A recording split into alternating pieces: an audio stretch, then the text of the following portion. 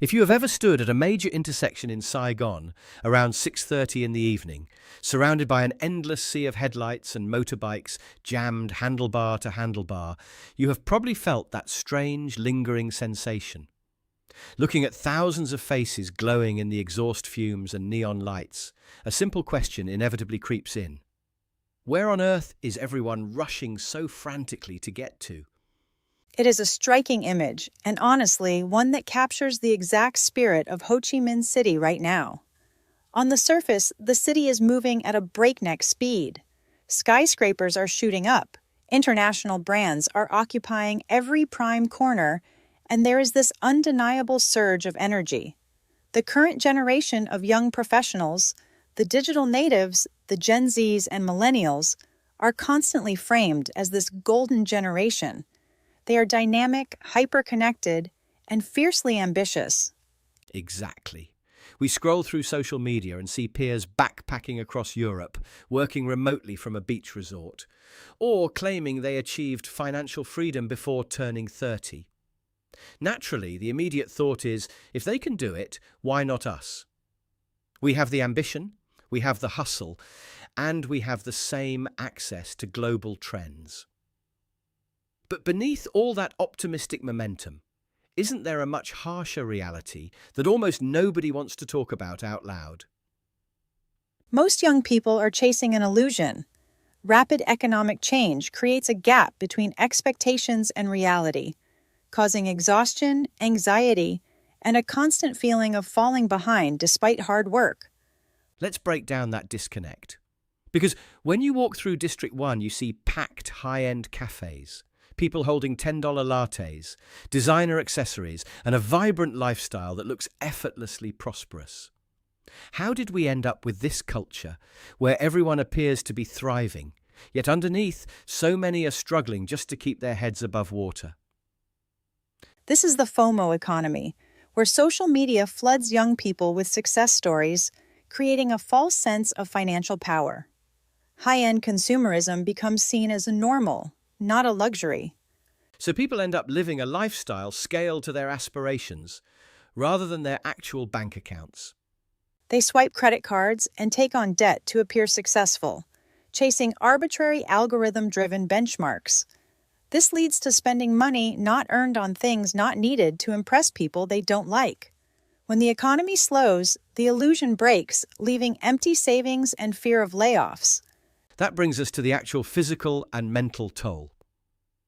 Because to sustain that lifestyle, or frankly just to keep up with the basic cost of living, the work culture itself has turned intensely aggressive. We used to hear about the infamous 996 schedule as something specific to tech hubs abroad, but it feels like that mentality has quietly taken root here as well. It's called hustle culture, where overworking is seen as a badge of honor.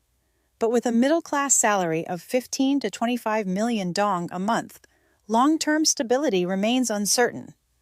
Virtually nothing when it comes to the big milestones, especially housing. The real estate market has moved completely out of reach for anyone relying solely on a standard salary. That is the real estate wall, and it is perhaps the most discouraging slap in the face for this generation. Without substantial financial support from family, buying even a basic apartment has become mathematically improbable for an average salaried worker. So young people find themselves trapped in a paralyzing loop. You work until you burn out, but you realize your lifetime of hard work still won't buy you a home. Yet if you stop working for even a month, you cannot cover next month's rent. It becomes a perpetual cycle. Work, burn out, spend money on retail, therapy to cope with the burnout, run out of money, and then go right back to work. That isn't upward mobility or growth. That is just surviving on a treadmill. And what makes it even more frustrating is the constant comparison to Western standards of living. You often see young urbanites trying to adopt Western trends, taking gap years, quitting jobs to find themselves, or practicing quiet quitting as a form of self-care. But when they try to apply those concepts here, it often ends in an immediate financial crisis. Why do you think that gap is so painful? because we tend to import the lifestyle choices without importing the underlying structural systems that make those choices possible in the first place. Spot on. Look at the systemic differences. First, consider the social safety net. In many Western or European nations, if a young person takes 6 months off or gets laid off, there are unemployment benefits, state-subsidized healthcare, and structural cushions. In Vietnam, if you stop working for 3 months, a single medical emergency for an aging parent or a sudden rent hike can escalate into a full-blown personal emergency. There is also the huge factor of intergenerational wealth and family structure. Exactly.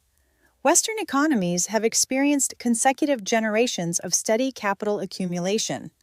For many young people there, their parents' or grandparents' assets provide an invisible safety net. In contrast, the current generation in Vietnam is largely the pioneer generation operating in a modern market economy. They are not only trying to build their own financial foundation from scratch, but they are also carrying the traditional cultural responsibility of supporting their aging parents. Not to mention the sheer disparity in purchasing power. We are earning in local currency while paying for globalized lifestyle standards, smartphones, software subscriptions, international travel, and imported goods priced directly in dollars or euros. When you ignore those deep structural realities and try to chase a foreign model of freedom, you put yourself in an untenable position.